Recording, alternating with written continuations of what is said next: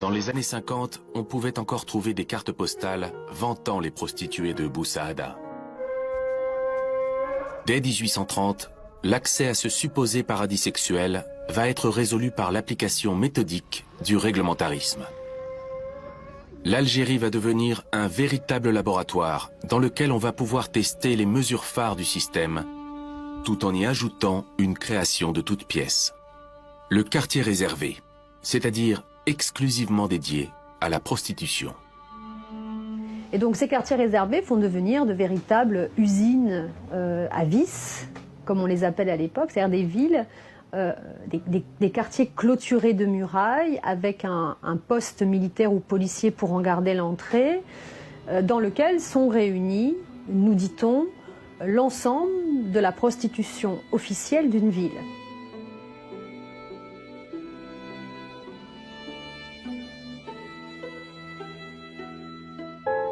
Le but du système réglementariste n'est pas de produire une prostitution qui soit saine. Le but du système réglementariste, c'est de permettre à une catégorie de femmes d'être sacrifiées et de surcroît, comme nous sommes dans un système capitaliste, de rendre la sexualité, qui comme vous le savez fait gagner beaucoup d'argent, rentable. La colonisation et les guerres coloniales ont été vraiment des fabriques d'une nouvelle virilité. Or, cette virilité, elle s'exprime de deux manières. En tout cas de deux manières extrêmement visibles. C'est bien sûr la guerre, d'un côté, une guerre qui concerne en général les hommes, et c'est la question de la sexualité. Parce que quand on a fait la guerre et qu'on a vaincu, quelle est la meilleure manière de prouver au vaincu qu'il est vaincu? C'est en s'appropriant ces femmes. Et donc aujourd'hui, je suis avec Aurélie Perrier qui nous parle de sa recherche sur la sexualité, notamment la prostitution en Algérie.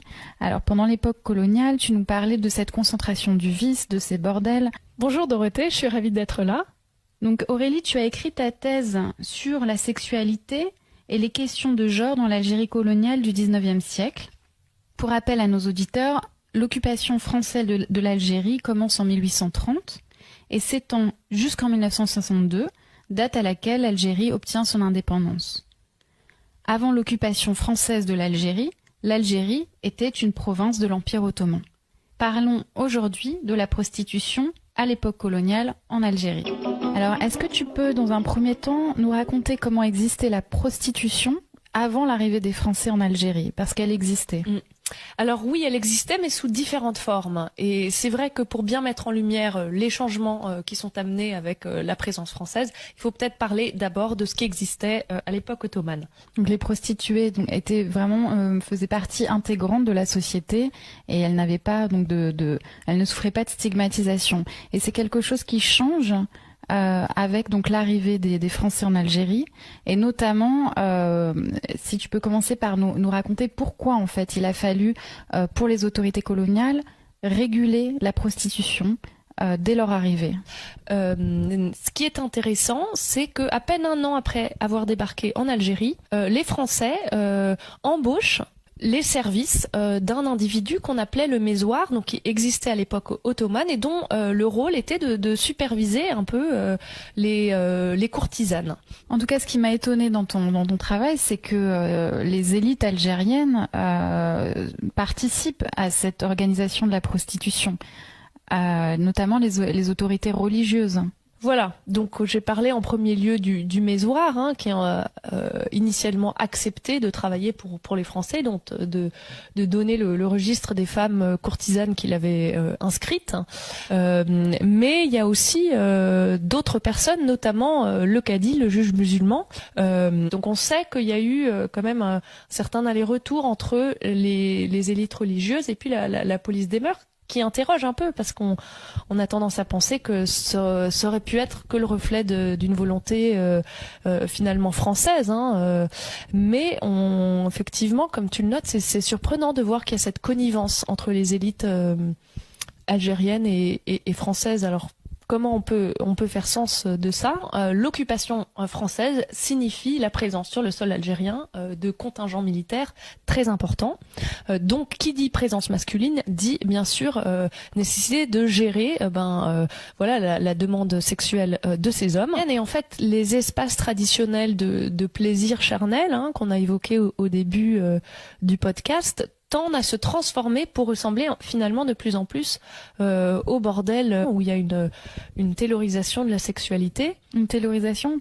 C'est-à-dire qu'il y a il y a certaines prostituées, et notamment au XXe siècle, qui ont jusqu'à 70 clients dans la journée. Donc, à la chaîne. On est tout de suite dans la consommation d'un corps. C'est parfois minuté, etc. Et le but est lucratif, quoi. Donc c'est vraiment le capitalisme sexuel. Justement, ce qui est intéressant, c'est cette fascination en même temps pour le corps des Algériennes.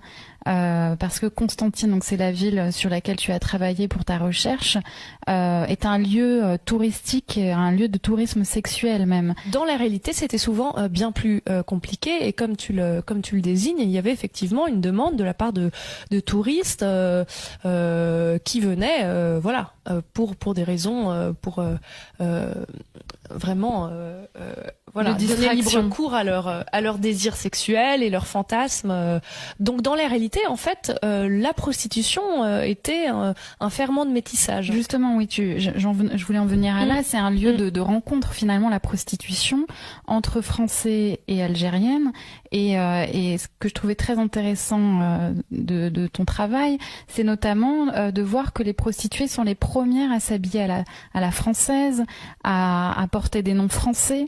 Donc il y a toute une transformation des femmes algériennes au contact de ces Français qui s'opère. Cette idée de contaminer, en tout cas d'importer des idées, des pratiques, des normes européennes dans la société algérienne. Notamment la présence de l'alcool, parce que dans les bordels il y a de l'alcool. Est-ce que ça contribue à la diffusion de cette consommation dans la société algérienne? Alors en fait, il y avait une régulation contre la présence d'alcool dans les bordels. Mais ce qui se passe, c'est plutôt que les prostituées, après, sortent du bordel, ou en tout cas, tu évoquais tout à l'heure la folklorisation de la prostituée. Il y avait notamment une tribu en particulier dans l'Algérie ottomane qui était connue pour former des courtisanes. Et c'était quelque chose où les mères formaient leurs filles, etc. Et c'est quelque chose qu'elles pratiquaient pour un temps, pour amasser un petit pécule avant de se marier, et qu'ensuite elles abandonnaient entièrement cette profession. Dans l'introduction que vous signez avec d'autres historiens, qui est blindée scientifiquement, celle-là. Par rapport à ce qu'on a vu, elle n'est pas d'une violence folle. Elle l'est parce qu'elle est à la fois quelque chose qui montre qu'il n'y a aucune retenue. On est au bordel, au BMC, bordel militaire de campagne militaire. Et on voit bien qu'il n'y a aucune pudeur et que la mise en scène de la photo, elle est justement de montrer que tout ça appartient à ces militaires qui sont là. Et là, on est en quelle année? On est au milieu des années entre 25 et 30. On voit bien au niveau, qu'on est certainement dans le sud algérien, au niveau des uniformes. Mais surtout, ce qui est incroyable, c'est la mise en scène qui est proposée. Il y en a d'autres dans le livre. On voit la mise en scène à un moment de jeunes filles qui font la pyramide des prostituées. Des comme ça, on en a vu des centaines. 1 millier de prostituées à peu près qui vivaient dans une ville fermée avec des cinémas, des bars, des restaurants, des lieux de divertissement. Et on allait au bordel. Mais cette fois-ci, c'était pas un lieu, c'était une ville bordel. Et les Français ont inventé ça. C'est-à-dire qu'ils ont inventé quelque part des mondes qui n'existaient pas avant leur arrivée, sont devenus des mondes du réel, car ça faisait partie de leur harem à eux, de leur compensation d'être là-bas, de ce monde qu'ils découvraient et qui devenait le leur, où ils avaient tous les droits. Ils ont tous les droits au point que quand la guerre d'Algérie aura lieu, comme la guerre au Cameroun aura lieu, comme la guerre d'Angola ou au Mozambique aura lieu avec les Portugais, la guerre du Vietnam, ces hommes qui seront militaires 20 ou 30 ans plus tard, leurs successeurs, considéreront qu'avant de partir, il faut violer. Et les guerres coloniales seront parmi les plus violentes sur le corps des femmes qu'on ait connues. Parce que partir de ces empires, c'était donc laisser derrière soi ces femmes. Et la meilleure manière de les punir, d'abandonner quelque part le colon, ça a été de détruire leur corps et donc de les violer. Et donc ces histoires, elles ont un impact réel. C'est que tout ça a fabriqué un droit de propriété sur ces corps. C'est pas simplement des prostituées qu'on mettait en scène là. C'était des prostituées aux colonies. Et par définition, elles n'étaient là que pour servir le blanc et le colonisateur.